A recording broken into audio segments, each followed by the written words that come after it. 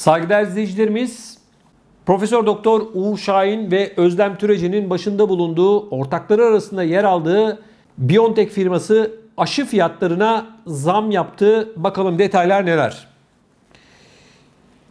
Pfizer, BioNTech ve Moderna Avrupa Birliği ile yapılan son anlaşmada yeni tip koronavirüs aşısı fiyatlarını yükseltti. Financial Times'ın haberine göre Pfizer-BioNTech'in bir doz aşı için 15.50 olan fiyatını 19.50 euroya yükselttiği belirtildi. Daha önce 22.60 dolar civarında olan Moderna firmasının doz başına fiyatının ise yeni kontratta 25.5 dolara yükseltildiği belirtildi. Yetişkin nüfusun %70'ini aşılama hedefine ulaştığını belirten Avrupa Birliği, Eylül sonu itibariyle 1 milyardan fazla doz aşı temin etmeyi hedefliyor. Avrupa İlaç Ajansı EMA şu ana kadar Avrupa Birliği ülkelerinde Pfizer, BioNTech, Moderna, AstraZeneca, Johnson & Johnson firmalarınca üretilen aşıların kullanımına izin veriyor. Avrupa Birliği diğer ülkelerin Çin aşısı, Rus aşısı ve benzeri aşıların incelemesine ise devam ediyor, temkinli yaklaşıyor. Değerli izleyicilerimiz, Avrupa Birliği ABD menşeli biyoteknoloji firması Novavax'la da yeni bir aşı anlaşması yaptı. Bu anlaşma 200 milyon dozu kapsıyor. Anlaşmaya göre Avrupa Birliği ülkeleri Novavax aşısından ilk etapta 100 milyon doza kadar satın alabilecek. Anlaşma ayrıca Avrupa Birliği ülkeleri için 2023'e kadar 100 milyon ek doz aşıda satın alma imkanını sunuyor. Avrupa Birliği ile ABD'li biyoteknoloji firması arasındaki anlaşmanın 2021 başında imzalanması öngörülmüş, ancak imza süreci uzamıştı. Avrupa İlaç Ajansı EMA, Novavax aşısına dair değerlendirme süreci henüz tamamlanmış değil. Avrupa Birliği Komisyonu Başkanı Ursula von der Leyen, yeni koronavirüs varyantları Avrupa'da ve dünyada yayılırken aşısını bu varyantlara karşı başarıyla test eden bir şirketle yapılan bu yeni anlaşma nüfusumuzun korunması için ek bir tedbir diye konuştu. Komisyon, anlaşma sayesinde Avrupa Birliği ülkelerinin bu yılın son çeyreğinden itibaren Novavax dozlarını alabilmesine imkan tanıyabileceğini belirtti. Novavax da yaptığı açıklamayla anlaşmayı doğruladı ve aşı verilerinin bu yılın 3. çeyreği içinde EMA'ya sunulmasını temin etmek için çalıştıklarını, onayın ardından ilk dozların tesliminin başlamasının beklediğini duyurdu. Evet değerli izleyicilerimiz, bu yapılan aşı anlaşmaları aslında bize şunu söylüyor. Önümüzdeki aylarda koronavirüs vakaları artacak. Bu bir. İkincisi, biz aşı olmaya devam edeceğiz. İkinci doz, üçüncü doz, 4, 5, 6, 1 milyar dozluk anlaşma yapıldı toplamda diğer şirketlerle. Yani Novavax artı BioNTech, Moderna, bunlarla beraber 1 milyar dozluk değerli izleyicilerimiz. Şu anda Avrupa Birliği önümüzdeki yılların anlaşmalarını yapıyor aslında. Şu anda Avrupa Birliği'nin elinde zaten aşı var ama önümüzdeki yılları da planladığı için ve artık 6 ayda bir herkese aşı yapılacağı için bu anlaşmalar yapılıyor. Bu paralar veriliyor. Bunu da unutmayalım lütfen. Çok çok önemli. Ne dediler? 2 doz olalım, bu işi bitirelim. Ama görüyoruz ki yapılan aşı anlaşmaları bundan sonra 6 ayda bir herkesin aşı yapılacağının işareti. Evet, yeni dünya düzeni, büyük sıfırlama dediğimiz sistem çarklarını hızlı bir şekilde döndürmeye devam ediyor. Çoktan yeni dünya düzeni başladı. Büyük sıfırlama zaten çoktan başladı. Bunun da unutulmamasında fayda var. Büyük bir ekonomi arkadaşlar. Koronavirüs ekonomisi. Aşılar bitti mi? Hayır, devam. Testler bitti mi? Hayır, devam. İnsanlar ölene kadar, mezara kadar bu aşıları olacaklar. Göreceksiniz, aşılar temin edildikten sonra diyecekler ki artık yeni doğan bebeklere de hani tetanoz aşısı, verem aşısı falan yapılıyor ya.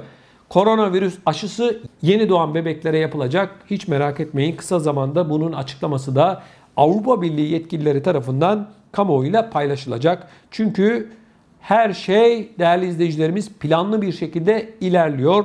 2 doz dediler. 3, 4, 5, 6 devam ediyor. 6 ayda bir antikor seviyesi düşüyor dediler. 6 ayda bir aşıyı yenilememiz gerekiyor dediler. Ne zaman bitecek? Ben söyleyeyim size koronavirüsün ne zaman biteceğini. Aşılar bittiği zaman, testler bittiği zaman koronavirüs bitecek. Ne zaman? Mezarda. Evet, bunun cevabı bu. Saygıdeğer izleyicilerimiz, Belçika'da koronavirüs vakalarının sayısı artmaya diğer Avrupa ülkelerinde olduğu gibi devam ediyor. Belçika'da günlük koronavirüs vaka sayısı 1500 ile 2000 arasına şu anda yükselmiş vaziyette. Ulusal Halk Sağlığı Enstitüsü verilerine göre değerli izleyicilerimiz şu anda son rakamlar 1600 civarında. Covid-19 nedeniyle son bir haftada hastaneye başvuranların sayısı %34 artışla ortalama günlük 38 oldu. PCR testlerinde pozitiflik oranı %3.2'ye yükselirken ortalama ölü sayısı ise 2'den 3'e çıktı. Şimdiye kadar ülkede virüs kaynaklı ölümlerin sayısı böylece 25 bini çoktan geçti, 25.050'ye ulaştı. Ülkede Avrupa Birliği genelinde olduğu gibi Delta varyantının dominant olduğu ifade ediliyor.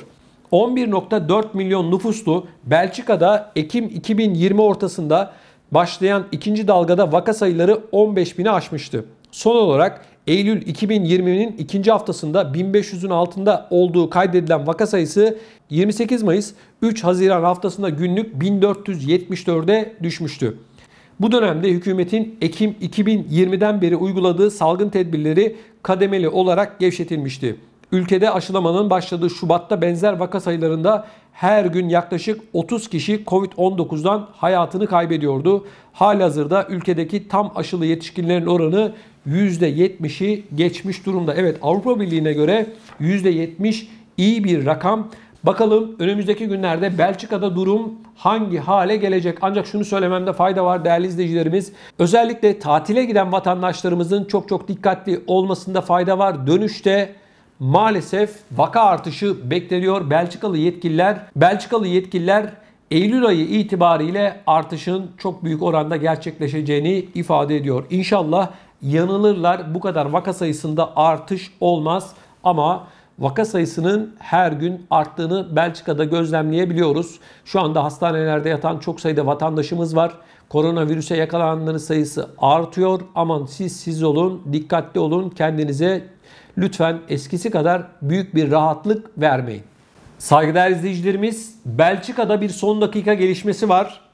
3 telefon markasını kullananların çok dikkatli olması gerektiği ifade edildi.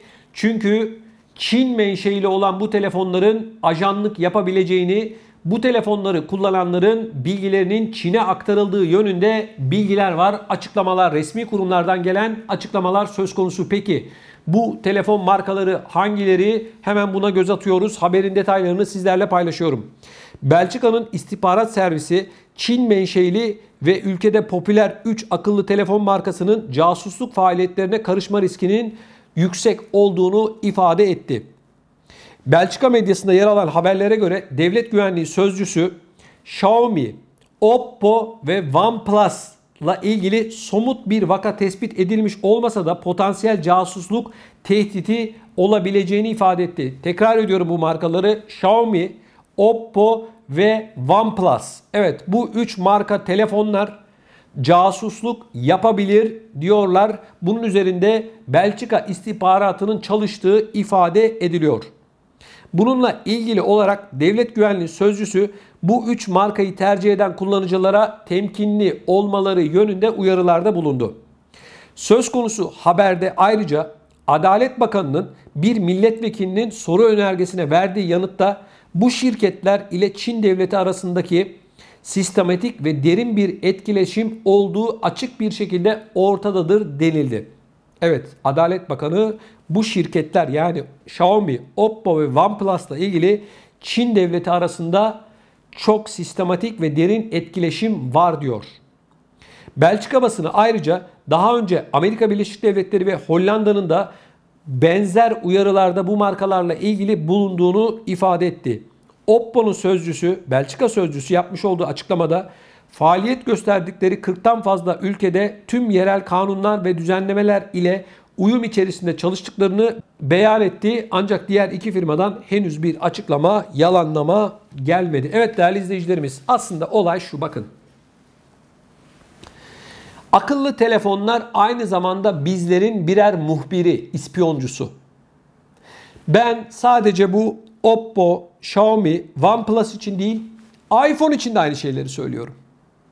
iPhone kullananlar ya da diğer telefonları kullananlar, bilgileriniz aktarılmıyor mu? Onu da geçtik. Bilgisayarlarımızdaki tüm veriler aktarılmıyor mu? Windows tarafından alınmıyor mu? Microsoft tarafından alınmıyor mu? Hepsi alınıyor. Yani hangi telefonu kullanırsak kullanalım, bilgiler birilerinin eline geçiyor. Şimdi diyoruz ki bu telefonlar bizim muhbirimiz.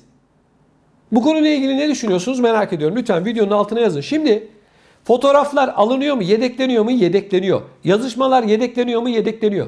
Şu anda istihbarat örgütleri bu telefonlarda kullanmış olduğumuz programlar WhatsApp'tı, işte Facebook'tu, Messenger'dı, Instagram'dı. Bütün hepsi istihbarat örgütlerinin elinde zaten. Bu programları ve telefonları kim yaptıysa onlar bir şekilde bu telefonları ve uygulamaları kullananları alıyorlar, depoluyorlar. Yarın öbürsü gün kendilerine lazım olduğunda ise kullanıyorlar. Bakın bir örnek. Şimdi diyelim ki 2-3 arkadaşız biz burada. Bir şeyden bahsedelim. Diyelim ki mesela cep telefonlarından bahsedelim ya da cep telefonlarını kenara koyalım. Elbiseden bahsedelim, montlardan bahsedelim, ayakkabılardan bahsedelim. Telefonu açıyoruz.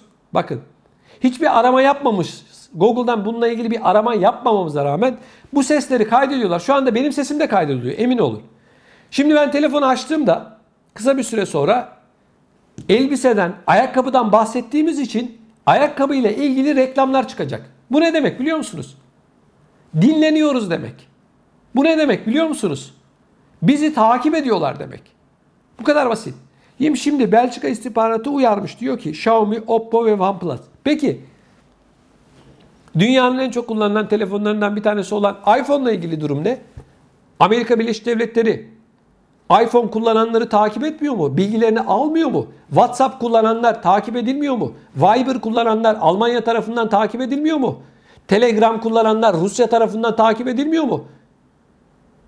Hangi ülke yaptıysa bu yazılımları aynı şekilde sizin bütün bilgilerinizi, konuşmalarınızı, yazışmalarınızı, fotoğraflarınızı, videolarınızı depoluyor. Şimdi Belçika açıklıyor, evet güzel bir haber ama şu anda teknolojik olarak hangi ülke buna sahipse, bunun içerisindeki programlara sahipse arkadaşlar emin olun ki onlar bizi takip ediyorlar. Ya bu telefonları, bu bilgisayarları kullanmayacağız ya da kullanacağız. İkisi arasında. O nedenle yazışmalar vesaire, yani biz sıradan insanlarız. Bizim hani böyle bir şeyimiz yok. Takip etseler ne olacak? Yazışmaları okusalar ne olacak? Hiçbir anlamı yok yani. Ne olacak yani? Bizde bir şey yok ama insanlar artık teknolojinin takibi altında, insanlar artık teknolojinin esiri olmuş vaziyette. Hepimiz birer köleyiz arkadaşlar. Evet, sen de kölesin, ben de köleyim. Takip ediliyoruz. Evet ediliyoruz. Dinleniyoruz. Evet dinleniyoruz. Dinlenmiyoruz, takip edilmiyoruz falan. Bunlar yok. Şu telefonu aldın mı, sim kartı taktın mı bitti, geçmiş olsun. Her şey bitiyor. Sim kartı taktın, telefonu çalıştırdın, takiptesin. WhatsApp'ı açtın, yazıştın, okunuyor, görülüyor. Telegram'ı açtın, okunuyor, görülüyor. Viber'ı açtın, okunuyor, görünüyor. Hangi programı kullanırsan kullan, bir yedeği bir yerde arkadaşlar bunların. Facebook'ta, orada, burada, Instagram'da hepsinin bir yedeği var arkadaşlar. Bunu unutmayın. O nedenle Belçika'daki bu olay bize bir kez daha bunları hatırlatma ihtiyacını ortaya çıkardı. Her şey takip altında. Bankalar, onlar, bunlar, her şey takip ediliyor arkadaşlar. Şu var ya, şu akıllı telefonlar bizim en büyük düşmanımız aslında. İspiyoncumuz, muhbirimiz. Bütün bilgileri bunlar aktarıyorlar arkadaşlar. Maalesef durum bu.